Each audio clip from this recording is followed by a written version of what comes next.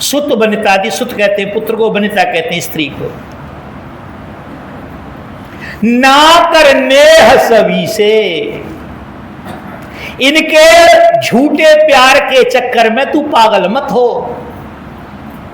ये मेरी पत्नी कितनी प्रिय है मेरे को, कितनी बात को मानते है, बेटा मेरा कैसा है, बेटी मेरी कैसी है, बहू बहुत अच्छी आई है, सबरी बातें होती हैं। और जब बिगड़ने लगती है तब काम तमाम हो जाता है।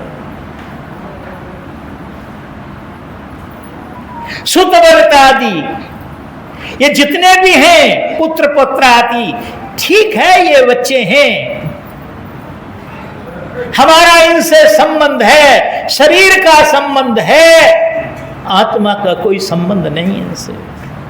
ये हमारे बाद आए, हमसे हो सकता पहले जा सकते हैं, हम इनके बाद आए, हो सकता हम इनके बाद जाएं। वो अपने कर्मों का भोग भोग के जाएंगे, हम अपने कर्मों का भोग भोग के जाएंगे। ऐसे ही करके सब अपने अपने कर्मों का भोग भोग करके यहां से चले जाएंगे।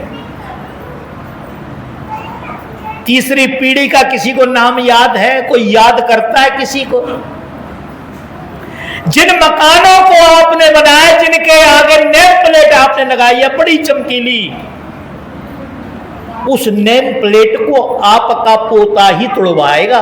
ध्यान देना बात को, आपका जो पोता होगा उस नेम प्लेट को वही तोड़वाएगा, क्योंकि मकान नीचा पड़ चुका होगा तब तक। क्या चक्कर पड़े, काहे चक्कर में पड़े, क्यों पड़े चक्कर में? आप संसारिक सभी कामों को करते हुए भजन सुमिरण करें, भजन सुमिरण करें, उस मालिक के नाम के साथ जुड़े, उस मालिक की टचिंग में रहें, हमेशा उससे माफी मांगें।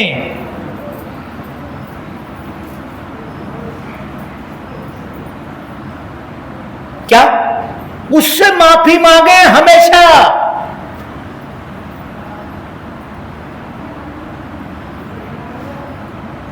बात बनेगी तब। पैसे इकट्ठे कर लो, कुछ नहीं बनेगी। पैसा कमाओ, कोई बुराई नहीं है, पैसे को कमाओ। कमाने के बाद पैसे की 3 गति बताइए, 3 गति। पहला, सबसे पहला उपभोग, जो आप पैसा कमाते अपने शरीर पर खर्च करें, कोई परेशानी नहीं उसमें। और यदि उपभोग नहीं कर पाते हैं, आपको लगता है कि नहीं ये ठीक नहीं है, तो फिर उस पैसे में से दान करें।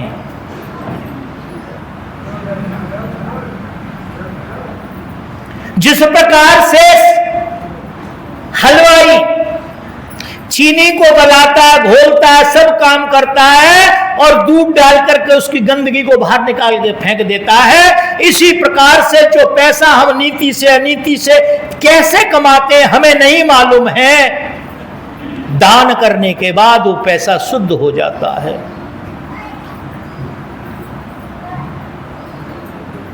और सभी धर्मों में यही कहा गया है। तो हमें सबसे पहले क्या करना चाहिए? उपभोग करना चाहिए, अपने शरीर पर खर्च करना चाहिए, दूसरा दान करना चाहिए। और ये दोनों काम नहीं किए तो तीसरा काम है सत्यानाश।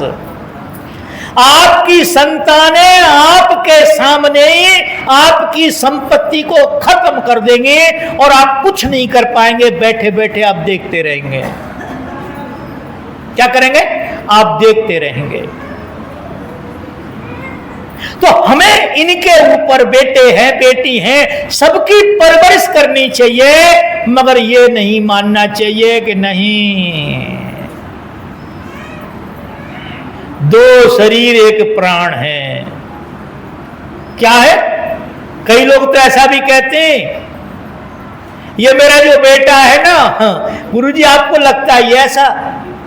2 शरीर 1 प्राण है। क्या है? 2 शरीर 1 प्राण है। मुश्किल हो जाती है।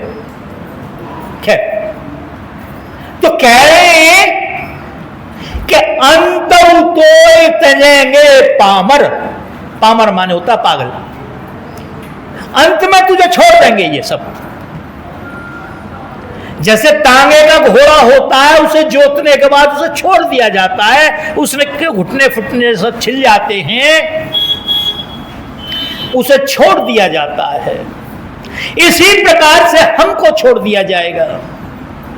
तो कह रहे कि अंत तो तजेंगे पामर, तू न तजे अब ही से। अंत में क्या करेंगे? अंत तो तजेंगे पामर, तू न तजे अब ही से। मन पछताइए अवसर बीते। क्या होगा?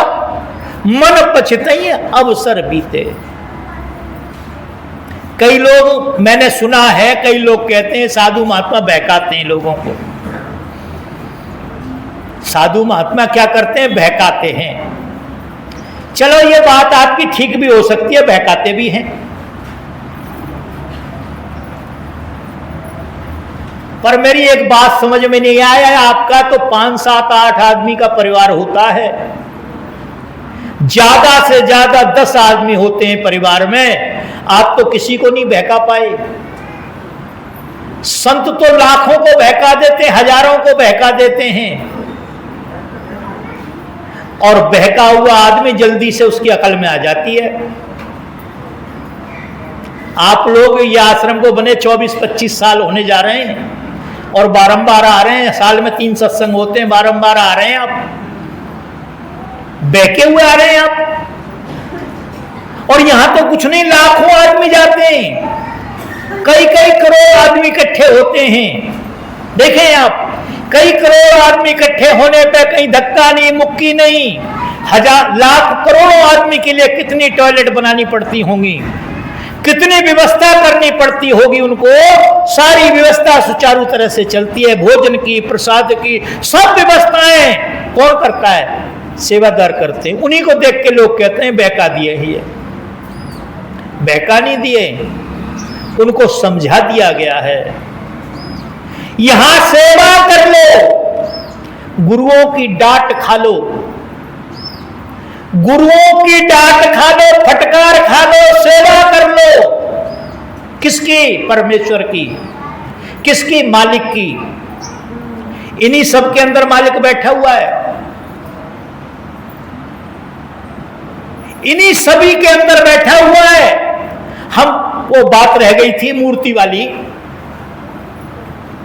तो मूर्ति जो होती है, सब काम करने के लिए होती है मूर्ति, पर उस साकार में से निराकार को ढूंढना होता है। क्या ढूंढना होता है? उस साकार मूर्ति में से किसी धातु की, पाषाण की, किसी भी चीज की है, उसमें से उस चरित्र को ढूंढना होता है। सीता के मंदिर में जाओ तो सीता को लेके आओ और सूपड़खा को वहीं छोड़ाओ। राम के मंदिर में जाओ तो राम का आचरण लेके आओ, रावण को वहीं छोड़ाओ। कृष्ण के जहां जाओ तो कृष्ण को चरित्र को लेके आओ, कंस को वहीं छोड़ाओ। सब शंकर जी की पूजा करते हैं, पर शंकर जी की बात एक भी नहीं मानता है। शंकर जी, चलो किसी ने भी चित्र बनाया सही, वैसे तो एक बात है, अच्छा मेरे शरीर का निर्माण किसने किया है? मेरे शरीर का निर्माण किसने किया है? जो मेरे शरीर का निर्माण किया है वो परमेश्वर ने किया है, उस मालिक ने किया है। आप सबका निर्माण भी किया है। माता पिता तो केवल माध्यम होते हैं।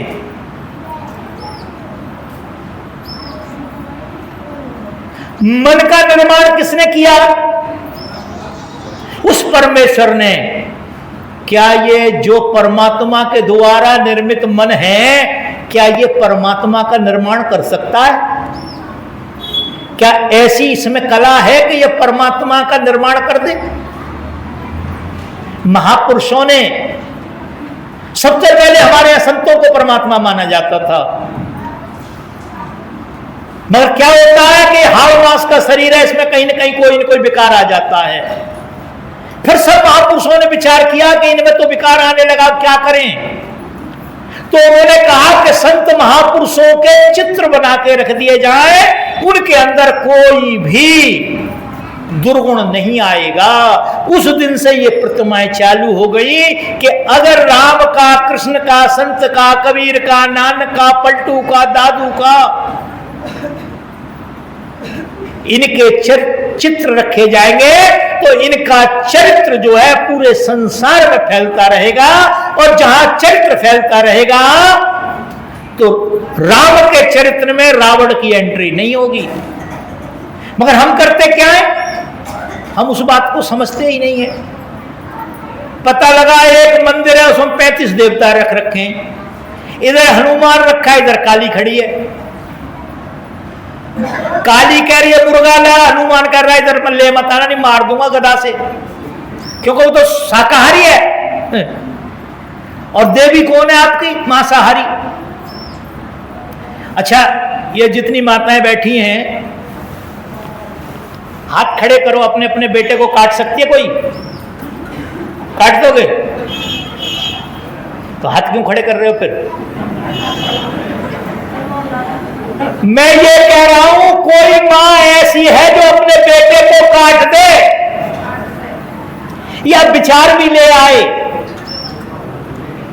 उस काली को जग जननी यदि हम मानते, जग जननी यदि हम कहते कि इसने जग का निर्माण किया है, तो मुर्गे बकरे किसके हैं?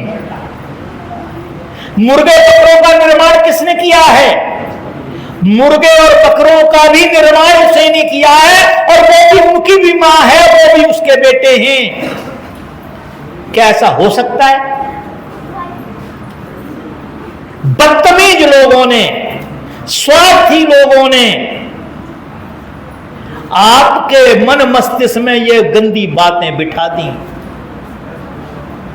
गंदी बातें बिठा दी कि देवी मुर्गा बकरा खाती है। अरे हमारी मां हमें खा सकती है? हमारी मां क्या हमें खा सकती है? नहीं। हम मां को खा सकते नहीं? खा सकते। व्यर्थ की बातें, जिनका कोई विचार नहीं करता है,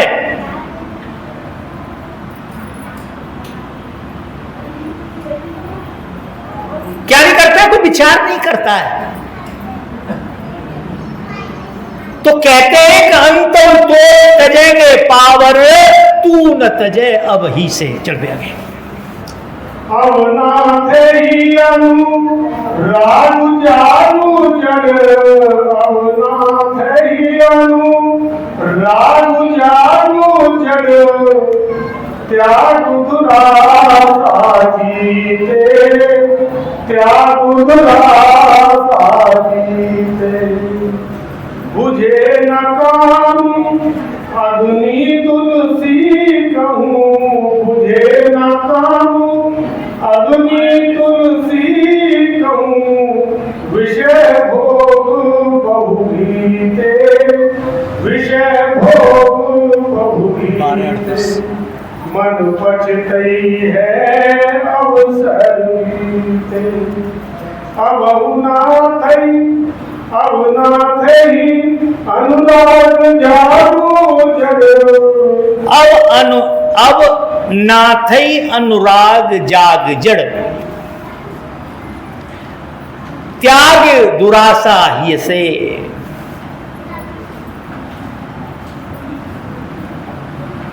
क्या करना है? अब अनुराग किसके प्रति? उस मालिक के प्रति, उस परमेश्वर के। आप जिस नाम से भी उसे जानते हैं, वो तो अनामी है। वैसे आप जिस नाम से जानते हैं, जैसा भी करते हैं, मेरा कोई विरोध नहीं उस बात में। कई बार लोग कहते हैं गुरुजी विरोध करते हैं, मैं केवल विरोध करता हूं गंगा में जाओ तो गंगा से कुछ ले आओ। गंगा में कहा था, गंगा में पाप छोड़ने जाते हैं, पाप तो छोड़ता नहीं कोई भी। नहा लिए धो लिए, नहा लिए धो लिए, पाप छोड़ दिया ना पाप। एक बोतल भर के ले आए, अब छोड़ाए हम, जब वहां से बोतल भर लाए पानी की, तो वो तो बोतल में आ गया पाप, जो छोड़ के आए वही उसमें आ गया। नहीं, वहां एक बुराई छोड़ के आओ। आज से बीड़ी नहीं पिएंगे, सुल्फा नहीं पिएंगे, सुबह की बेड टी नहीं पिएंगे, चुगली नहीं करेंगे, चाटी नहीं करेंगे, बहू से लड़ेंगे नहीं, बहू संकल्प ले, सास से नहीं लड़ेंगे, बेटा बाप का सम्मान करेगा। ऐसे संकल्प करने चाहिए। हम जातिवाद को नहीं मानेंगे, हम भाषावाद को नहीं मानेंगे, हम क्षेत्रवाद को नहीं मानेंगे, हम सबके अंदर आज से परमेश्वर का दर्शन करेंगे। देखो कैसे बात बने।